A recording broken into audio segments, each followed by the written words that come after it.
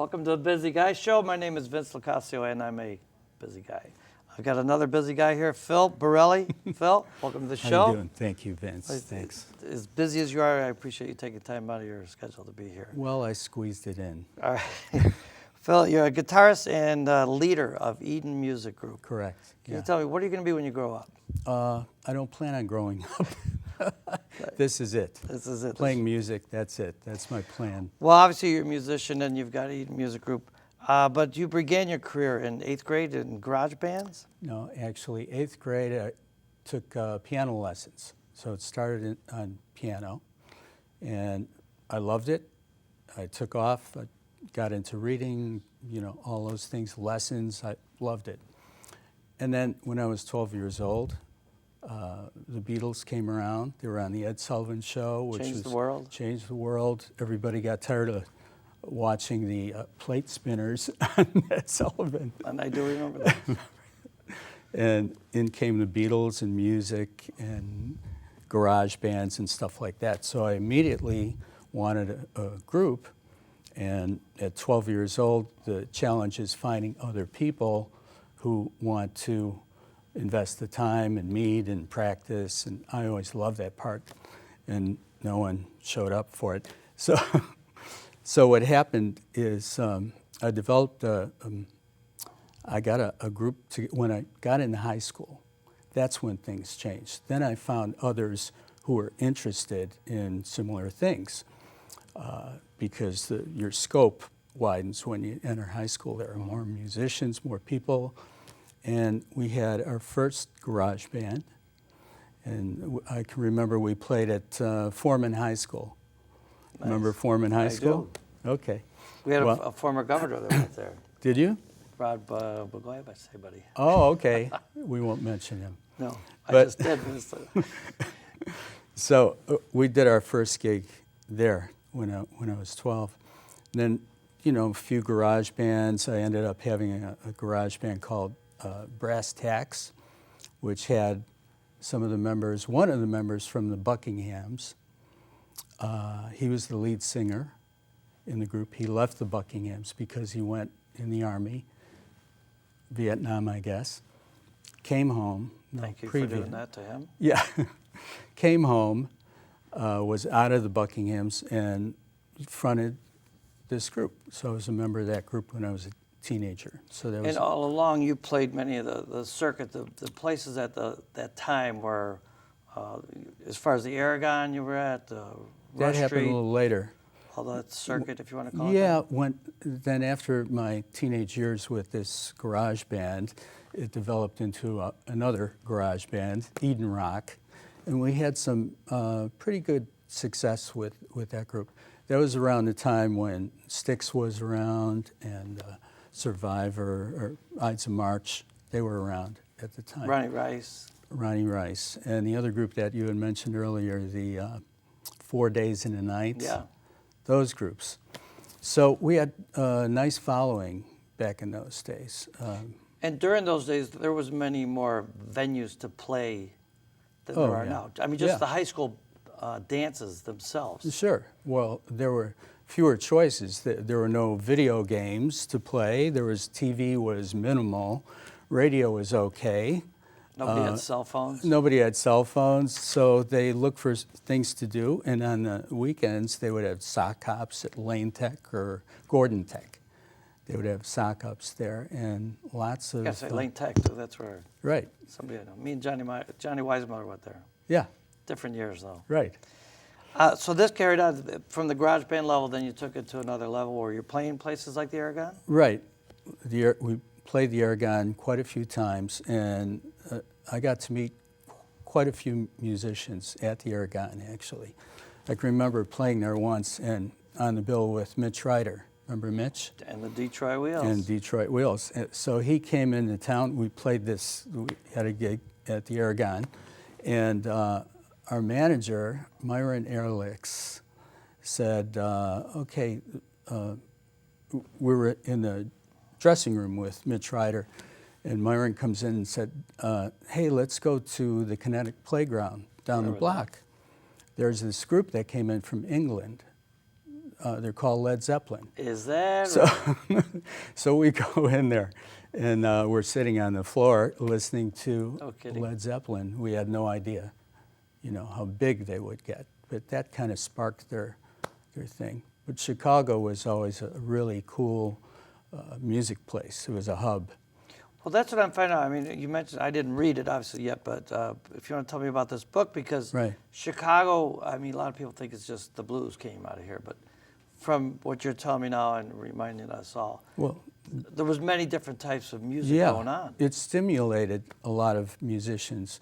The music scene in Chicago, blues started because all these people from Mississippi blues, they came up to Chicago, migrated up here, and they created this whole musical atmosphere. And there were studios on State Street, lots of them, Chess Records, things like that.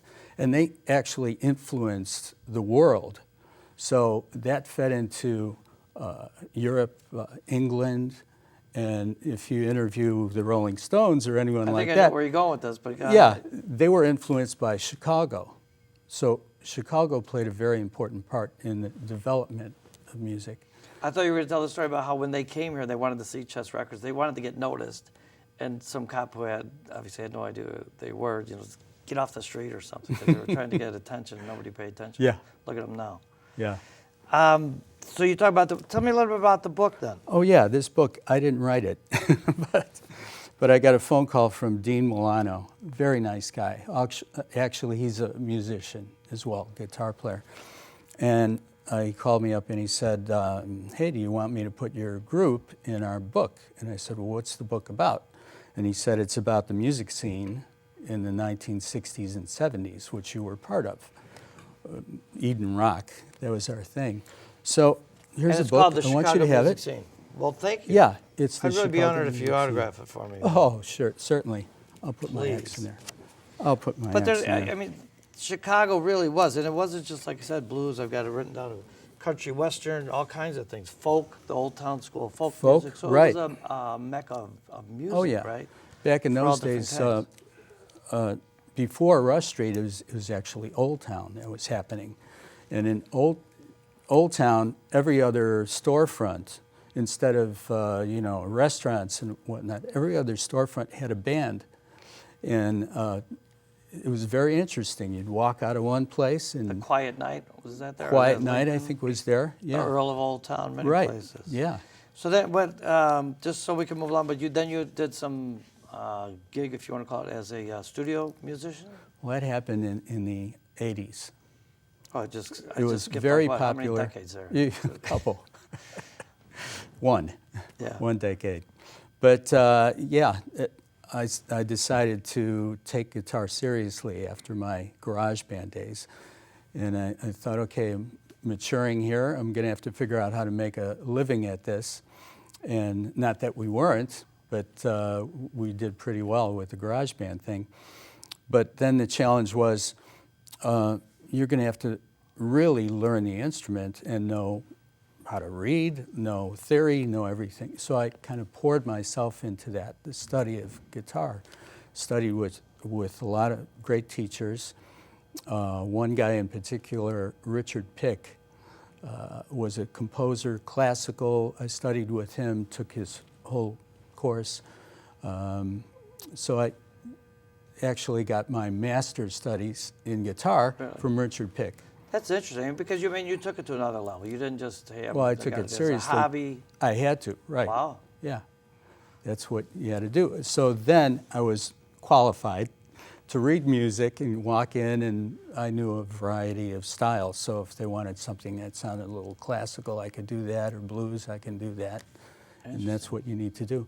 And there were so many jingles, and everybody had a jingle. Every company that advertised on the air, they wanted to have a jingle. It was the thing back in those days. So there was a lot of it to go around.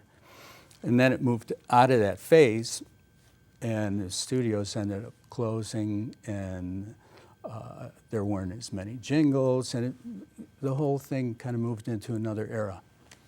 Okay, we do need to move along, but what I wanted to give you an opportunity to talk about is then hope I didn't skip over too much, but I know that you got involved and founded Eden Music, the Eden Music Group. Eden Music Group, right. And that's booking. Right, music contractor. Everything from a soloist to a 17-piece orchestra. Right. So I ended up, we played just everywhere. And I had these connections with all the hotels, got to know the people through being in and out of the hotels, playing parties, playing fundraisers, all those things. So I always communicated and became friends with the people in the sales and catering departments. And so they would call me if they needed something. I knew where to find it, or who to call, or the best person to call, or the best group to call for this purpose, whatever it might be. So we did a lot of work, a lot of corporate work. We were at McCormick Center every week. We had a hospitality party going. And it truly is a business. I mean, if Oh, you look yeah. at your website, it's quite professional booking. And, Sure. You know, song lists. Apparently, you guys do everything from standards to contemporary. Right. And then what do you got going on? Because we're going to come back with a little trio you've got now. Oh, yeah. Well, the tie-in here is our trio that we're promoting, which is new. It features, back in the old days, musicians would learn standards. They would play standards. Standards meaning older standards from the 40s, swing standards, those type of things. And nowadays, the older music is really the 60s and the 70s. So with this trio, we're playing melodies, songs that you would remember, like the Zombies, the Rolling Stones, Classics 4, groups from the Doors, groups from that generation. And we play them in a jazzy pop fashion. And we have this very interesting trio. Or as we used to say, they're playing my dad's music. Yeah. Right?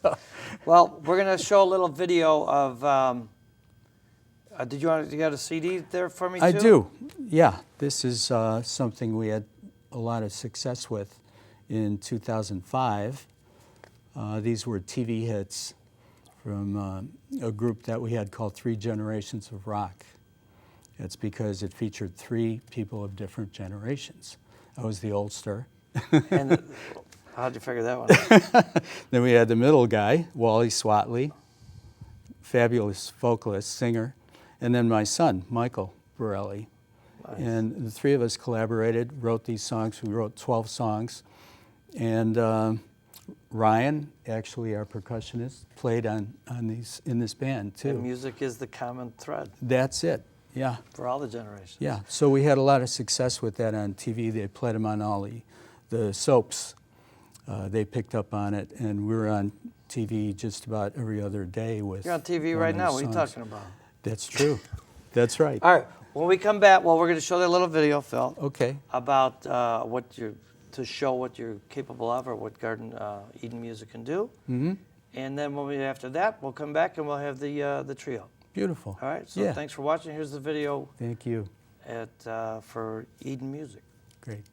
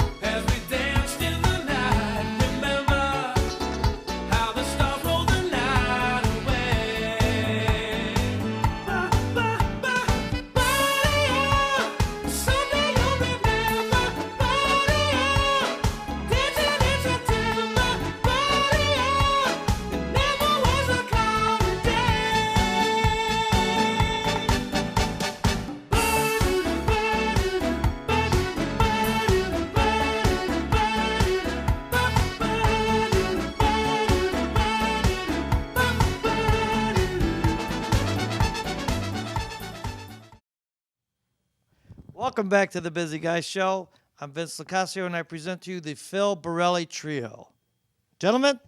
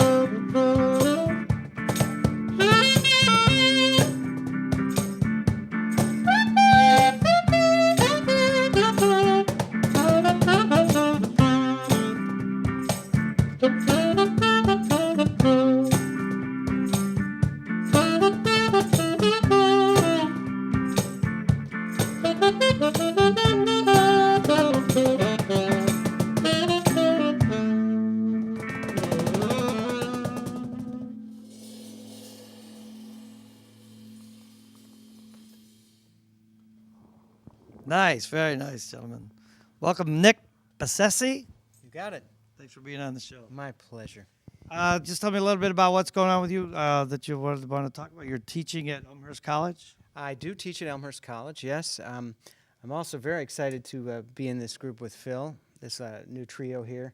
And, What about this guy? well, he's okay. Ryan goes without saying, but I know you're going to talk to him anyways. So at any rate, so we're real excited about the music. These are tunes I grew up with, and it's just a blast. It's really a lot of fun. Good people, good music. Well, thank you for being here. My pleasure. And we have Ryan Bissett. Yes, Ryan Bennett. Right, Bennett. Yes, Little Bissesi over here, Bennett here. no problem. Thank you for being on the show. Absolutely. My pleasure. Tell me, I know you told a little bit about you toured with the show Jersey Boys. Yes, I was in the Chicago production up until about 2010. And then I was on the road with the national tour for a year and a half. And got off the road, back on the scene here playing music. And so Nice. Well, welcome. And also, you teach. I do. I teach. I'm also a professional photographer, so I do that as well. So staying busy, as the show says. So. Okay. And I'm dying to ask you, and for the people at home, what the hell is that? All right, I get asked this question quite a bit. It's called a cajon. It is a Peruvian instrument in origin. very humble origins, packing crate. It's turned into a really, really popular percussion instrument, especially over the last 15 years or so. Super simple to play, but it's a beautiful sounding instrument, very, very versatile and practical. So, And easy to sit on. yes, very. All right. Well, thank you once again for being on the show. Guys, I don't want to hand them out to you now because you're going to come back and play, but I got your cannolis here for you. Okay? Leave the gun, take the cannolis. Phil, we've talked to you already, and once again, the Phil Barrile Trio. Thanks for having us, Vince. Thank you. All right. Let's hear some more music. Thank you, guys.